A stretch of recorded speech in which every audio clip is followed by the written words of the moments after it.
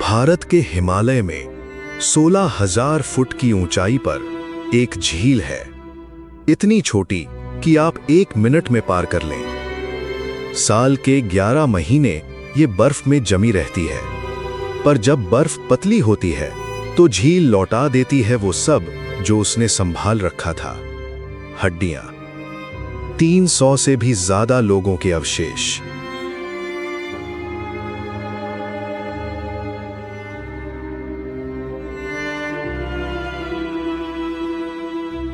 पचास साल तक हम खुद को एक आसान कहानी सुनाते रहे कि वो सब एक ही भयानक रात में मर गए। फिर सन 2019 में मुर्दों को आखिरकार बोलने पर मजबूर किया गया और सच उस किंवदंती से भी भयानक निकला। वो सब एक साथ नहीं मरे, वो यहां बार बार मरे, 1200 सालों तक।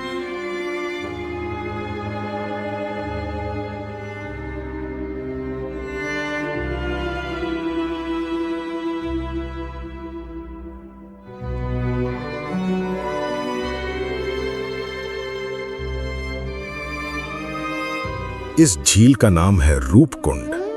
सन 1942 में हरिकिशन माधवाल नाम का एक ब्रिटिश वन रक्षक यहां चढ़ा और उसने इसे कंकालों से घिरा हुआ पाया। युद्ध के अफसरों को डर था कि कोई सेना चुपके से यहां मर गई, पर सच किसी भी युद्ध से पुराना था।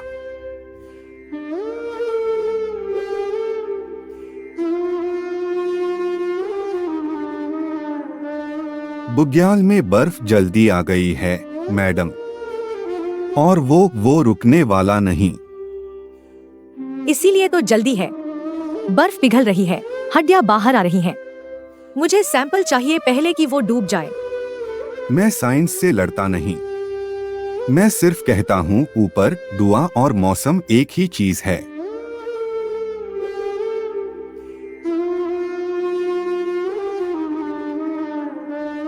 हर खोपड़ी पर एक अजीब चोट थी।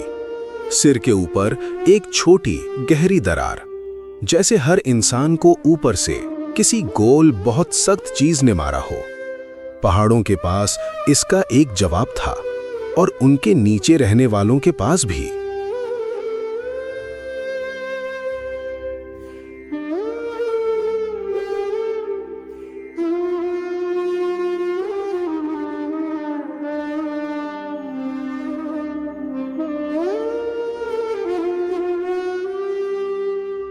पुराना लोकगीत इसे यूं कहता है। कन्नौज का एक राजा जस धवल पर्वत की देवी नंदा देवी की पवित्र यात्रा पर आया। वो वही लाया जो एक राजा लाता है, अपनी गर्भवती रानी, अपने सेवक, संगीतकार और नर्तकियां। उत्सव वहां जहां पहाड़ खामोशी मांगता है।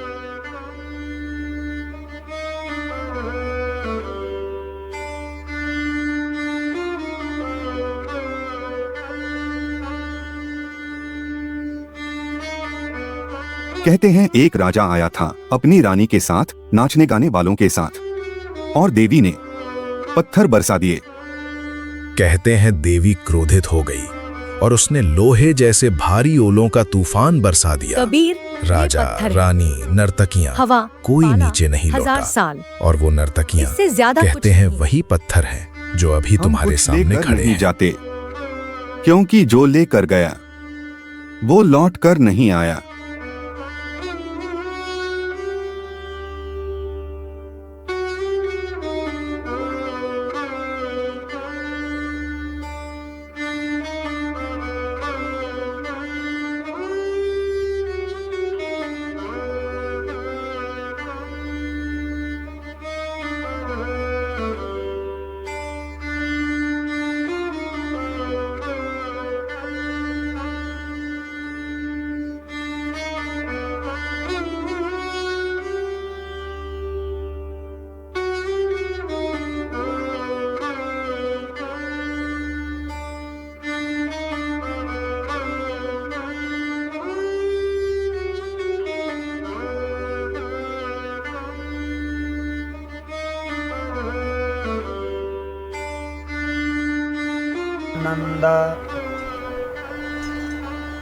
नंदा देवी। सन 2019 में डीएनए ने यही कहा, जिन मुर्दों की जांच हुई उनमें एक नहीं 3 अलग-अलग वंश थे।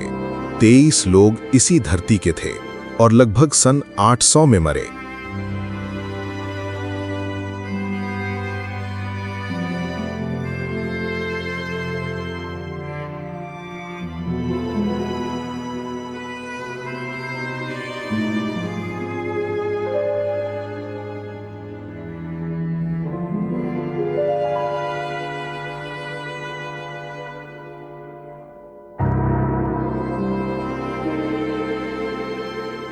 पर 14 और लोग, उनका वंश था सुदूर पूर्वी भूमध्य सागर का, यूनान का, क्रीट का और एक दक्षिण पूर्व एशिया से, और वो मरे लगभग सन 1800 में पहले वालों के 1000 साल बाद। दुनिया के दूसरे छोर से आए अजनबी एक जमी हुई झील पर मरे, जहां न मंदिर था, न व्यापार, न यहां होने की कोई वजह। आज तक कोई नहीं बता पाया क्यों।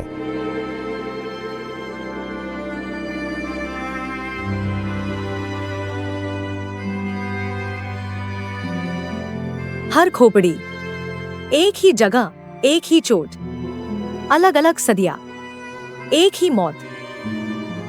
मैंने कहा था, पहाड़ का एक ही तरीका है।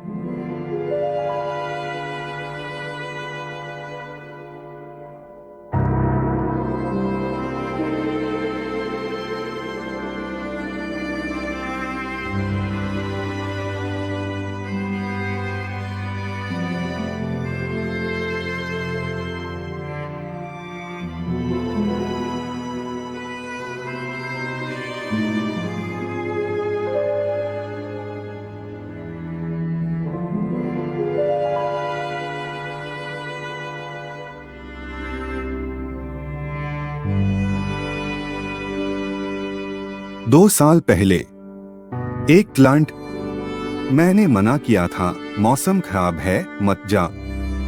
उसने कहा मैं डरता हूं। मैं नीचे लौट आया, वो नहीं आया। तब से मैं सिर्फ रास्ता दिखाता हूं, रोकता नहीं।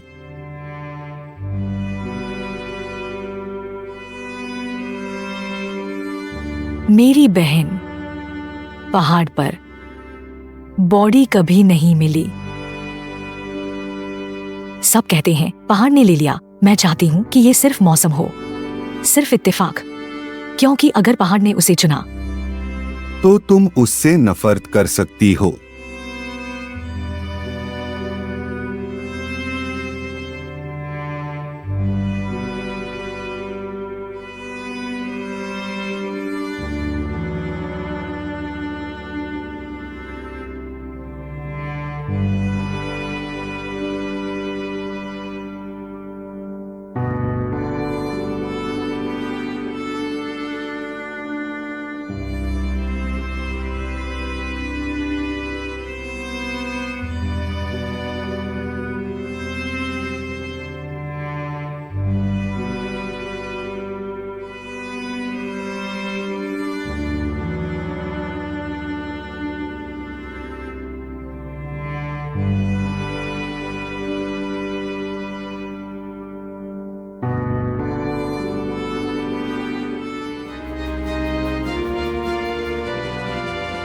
और तभी गीत सच हो गया।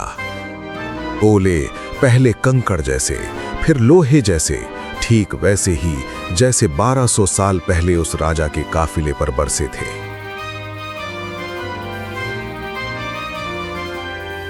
जिसने झील से कुछ उठाया था वही सबसे पहले गिरा। उसके सिर पर वही गोल गहरी चोट जो हर खोपड़ी पर थी। मीरा, छोड़ दो, सब छोड़ दो और झुको।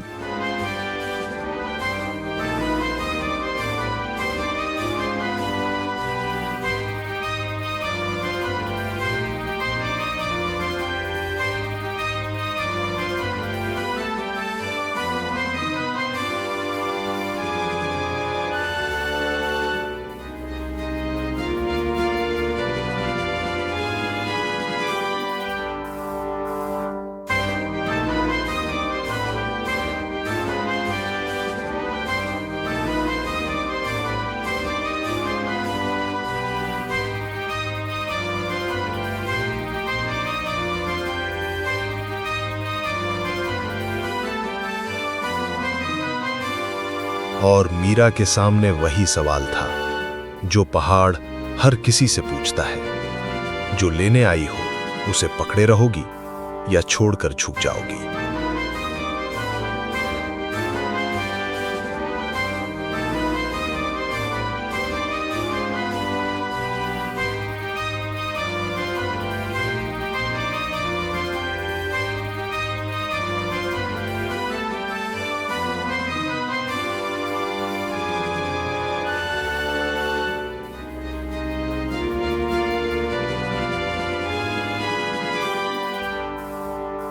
और फिर जैसे अचानक शुरू हुआ था वैसे ही तूफान थम गया।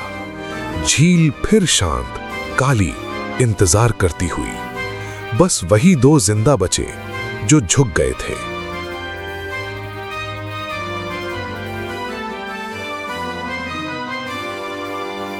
एक वैज्ञानिक तुम्हें सच बताएगा और वो सही होगा। ठंडी हवा, एक दुर्लभ संयोग, इतने भारी ओले की जान ले ले। एक खतरा जो एक ही खुली जगह पर 1200 सालों से दोहराता आया है।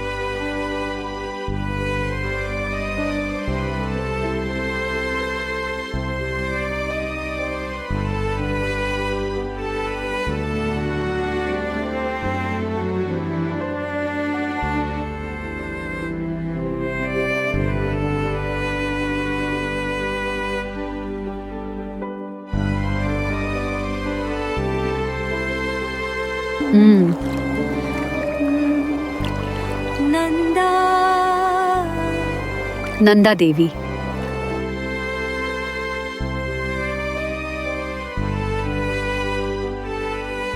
एक आस्थावान तुम्हें सच बताएगा और वो भी सही होगा।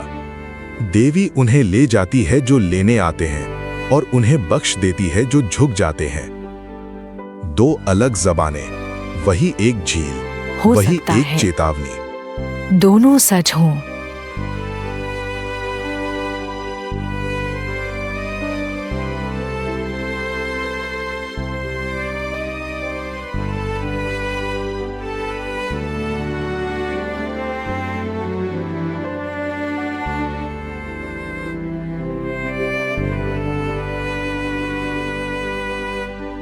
हम आज भी नहीं कह सकते कि वो अजनबी कौन थे या कौन सी चीज उन्हें दुनिया भर से यहां मरने के लिए ले आई। हर साल बर्फ थोड़ा और पीछे हटती है और झील अपने कुछ और मुर्दे बाहर कर देती है, जैसे वो आज भी गिन रही हो और आज भी इंतजार कर रही हो।